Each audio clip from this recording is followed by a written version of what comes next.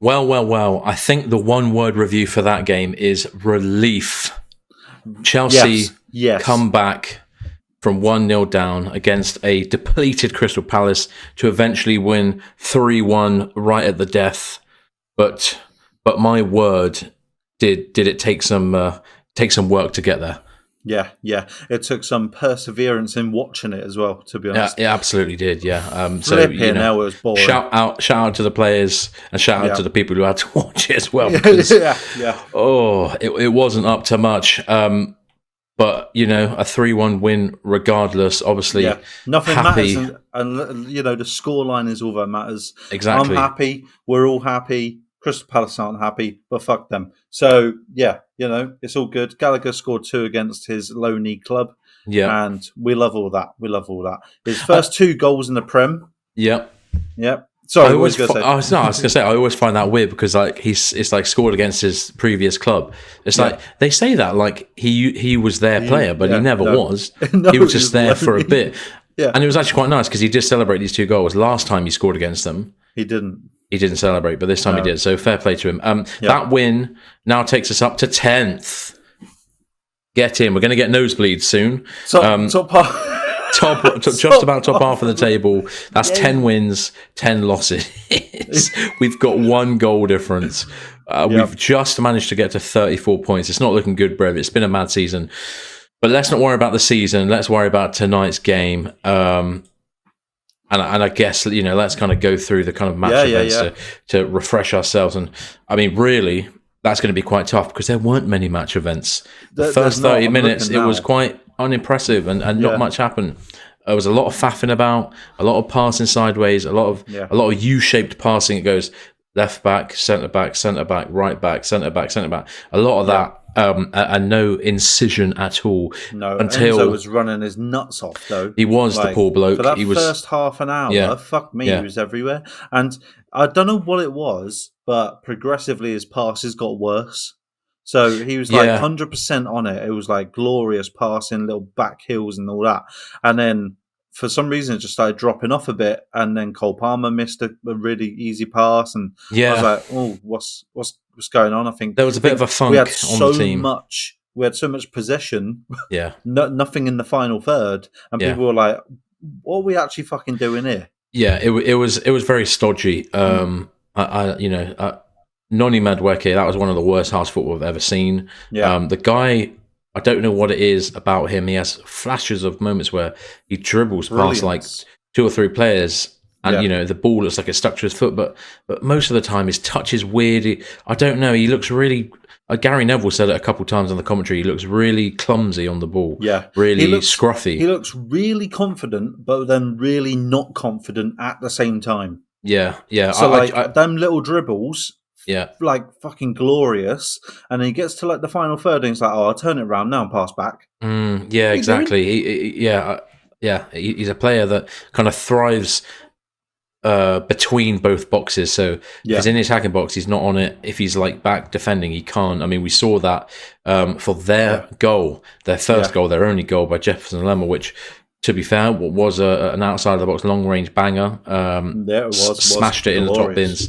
But it was created through a poor play from Madueke on the edge of his box, just tapping the ball straight into the path of a Palace player, and then it kind of breaks down to Lerma, and they score. And I can imagine Poch like decided straight away, like, right, that's it, you're going off because you've not even been good this half, and then you go and do that. It's a joke.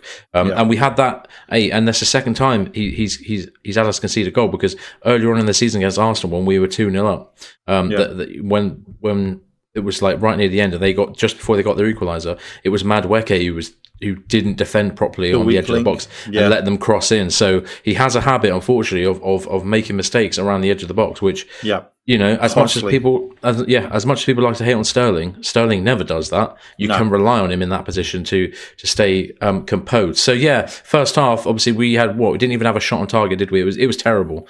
It was awful. I watched a couple Chelsea streamers, as they kind of talk over halftime. Everyone was very upset and couldn't believe what they were seeing, and I don't blame them really. But then we come out in the second half. Such a stark difference to the way we came out against Villa. Yeah, exactly. That like, I mean, that night I think and day. That's what's so weird and so difficult about this season is that we can go out and delete Villa the way we did, who are a much better team than us. You can tell by the table. Much better team than and Crystal their results. Palace. Yeah, much better team. Yeah, who I'm pretty sure Villa beat Palace like 5-0 the other day. So the other week. So we honestly, really gave Aston Villa a good seeing too, but we really struggled against, as I said before, a depleted Crystal Palace side. Didn't have Elise, didn't have Eze, didn't have Gurhi and others. But the second half starts. Madueke goes off and Nkunku comes in. Yeah. And then within 2 minutes, we've got our reply, our first goal. Conor Gallagher, as we said, got his first goal. Missile. A lovely cross by Gusto and actually a really good finish because that kind of technique on the volley is really hard. Yeah. Oh, so yeah. Was it a side foot? So I saw a side. It was, foot. Like another side foot. Kind of swung his leg at it. It was but caught it really nicely. It was so fast but complex at the same time. It was really good goal. Yeah, and that's really something that Conor Gallagher's got in his locker. We haven't seen much of it from him this season, unfortunately. No. But that was his first Premier League goal. It was exactly. He's had 3 this week now. Looking back to his season at Palace. Sell me now. Sorry. No, don't sell him. He's a good lad. We need him. Looking back to his season at Palace, he scored a few goals like that because he does have really good technique in and around the box. But then after that, not much really happens again for another 10-15 minutes. Thiago Silva gets injured, blocking a shot by Mateta. Colwill comes in. He shouldn't have been playing, to be honest. No, he shouldn't have been. I was, again, lackluster. Oh, yeah, well, Thiago Silva, he gets the injury. He just looked really... To me, I feel like he's holding us back. He's so slow and ponderous on the ball, and he's so the conversation around him so toxic, really, because some people don't want to hear anything bad said against him. Some people we don't want we're not saying that he's bad. We're just saying the league has outgrown him now. And the pace of football. Now, I did hear Gary Neville on the commentary, and he was like, "Oh yeah, he's 39, and the way he can read the ball and read the game and stuff. Yeah, that's fine. He can read the ball, he can read the game, he knows where it's going, but he's not fast enough to fucking get there and do stuff. So he's against these really, really young strikers and midfielders. He's fucked. Honestly, fucked. Yeah, it's just, and he didn't exactly put a foot wrong, but I just feel like he has a strange effect on the team and our build up. And actually, it made me quite sad to see that Badia Shiel was injured because, because it felt like him and Tasazi could continue their good partnership. But fortunately, Colwill is back from injury and slotted straight in and looked okay, which is good. So then after that, again, we kind of really, we huffed and puffed and we couldn't really blow the house down. Until much later on, where we then saw Raheem Sterling come on for the last 10 minutes. Thought that sub was a bit late for Nicholas Jackson, and Alfie Gilchrist 5 minutes later for Gusto. Bit disappointed to see Gilchrist come on wearing a pair of Adidas Predators. Now, I like the Predators. I love the new Predators, in fact. But I loved Alfie Gilchrist because he was wearing the all-black Tiempo 10s, and they just look class, you know what I mean? Like academy player with a buzz cut and all black boots coming in to do business. And I didn't like to see a pop of colour with Alfie Gilchrist boot. You let me down a bit there, but we move on anyway. So we had 4 minutes added time at the end of the game. Sorry, both of them subs were about 10 minutes late.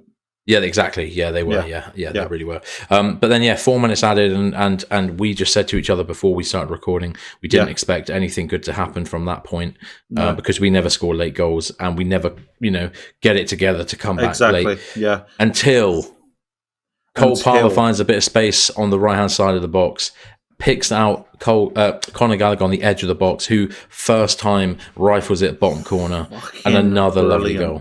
Another lovely goal from the same position as well. Yeah, lovely goal. Again, striked amazingly. Keeper bewildered, like what the fuck's just happened.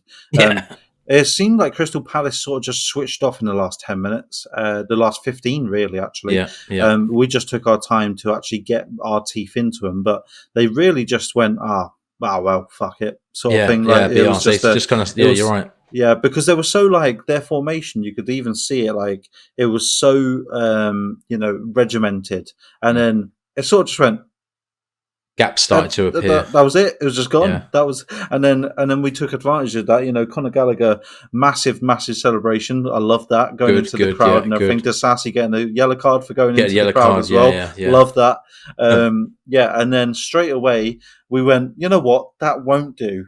We love the crowd that much, right? That Palmer's gonna go, all right, I might do a little assist again. Pass it to Enzo, and Enzo really took his time. And this is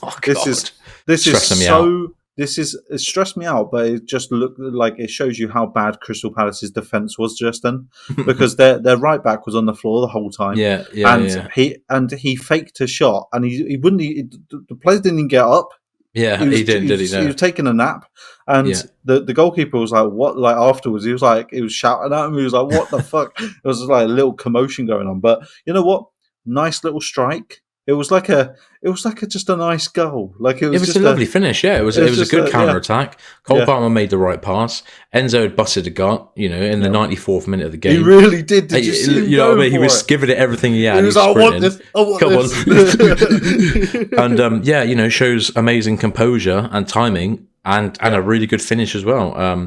And kind of also, again, people who say, "Oh, Enzo should only be staying, as far back as possible and spraying balls." We know he's a great passer of the ball. Yeah. We get it, but in those positions, he can also be a really, good finisher. And we need goals from everywhere on the pitch, because we can't always rely on attackers, as we've seen today. Exactly.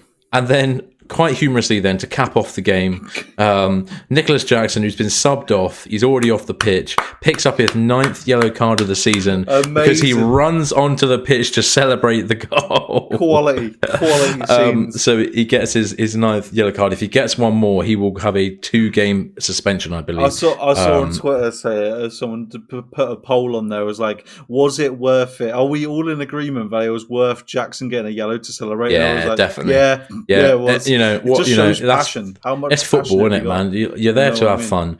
Exactly. So a strange game, not our best game by any means. No.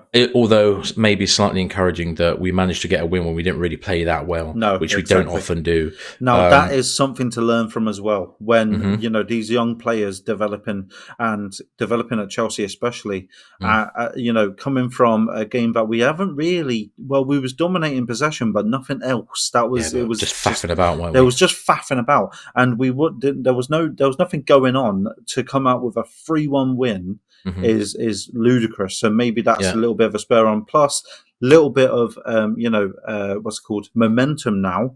We just won 3-1 back to back. Yes. But the only thing to kill us off. Yeah.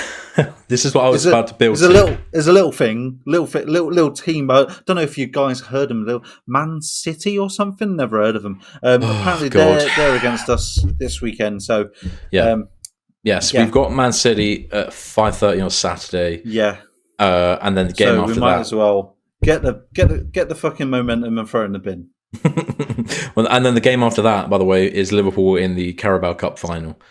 I don't know about that. I'm not. You know what we done against Villa? I don't know what's going to happen now. Okay, maybe in a cup competition a little bit different.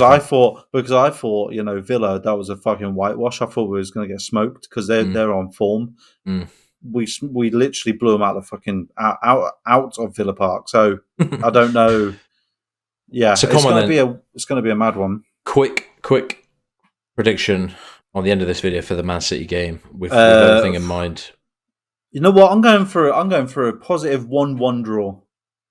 I'll take a 1-1. We had a 4-4 earlier on in the season. Yeah. We had a score draw. Let's have another score draw. Less goals this time. I mean, I'll take any win. I'll take a little shitty penalty at the end of the game. Yeah. I don't care. Cole Palmer 85-minute penalty. Hold on for the last 10 minutes. I'll take that. Yeah. Just build a wall around the goal. I don't care. But I'll be happy with a draw. A loss I'm expecting. But I think that's fair. Quite logical and reasonable.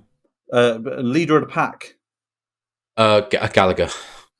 It's got to be. I was going to say, Enzo. But shout out to Gusto as well. Gusto, who actually put in a good performance and is showing quality. That he was pretty good value for money. And has deputised really well. This, he's like he's not on par with James when he's at his best. Yeah. But my God, what a replacement! He is fucking quality. Yeah. But yeah, if Gallagher didn't score, like if it was 1-1, Gusto would have got leader of the pack. But yeah, Gallagher, well done.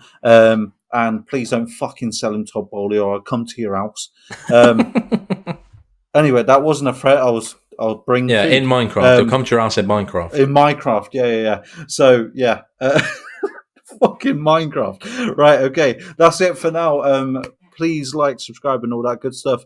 We got Man City on Saturday, so I guess we'll catch you for that.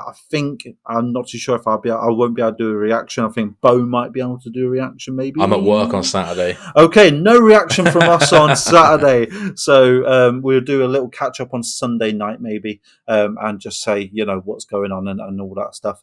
So yeah, I hope you have a great week. It's only Monday. Enjoy your week with that little win behind you, and as always, up the show. See ya.